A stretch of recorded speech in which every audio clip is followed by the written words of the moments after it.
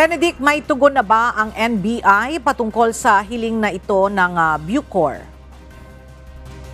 Magandang tanghali, Ella. Tiniyak nga ng National Bureau of Investigation na makikipagtulungan sila sa Bureau of Corrections para nga sa gagawing parallel investigation patungkol sa nangyaring stabbing incident sa maximum compound ng New Bilibid Prison noong January 2. Ayon kay Bucor Public Information Office Chief at Spokesperson Corrections Chief Inspector Marlon Mangubat, na ipadala na nila sa NBI ang request letter para sa gagawing investigasyon. Nagpadala na rin ang tauhan ng Philippine National Police para sa gagawing pagsisiyasat sa insidente. Sa ngayon ay pinaghiwa-hiwalay muna ng Bucor ang taong sangkot sa pangyayari.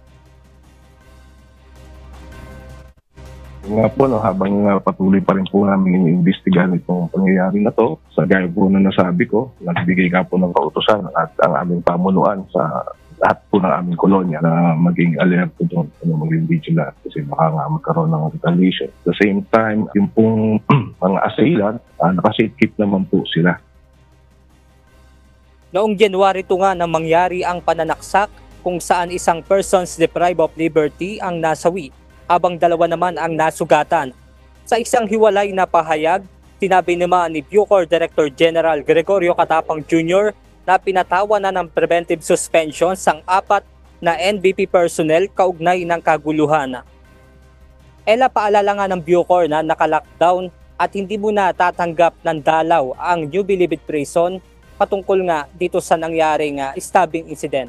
At yan muna ang ating update mula rito sa Quezon City. Balik sa inyo dyan, Ella.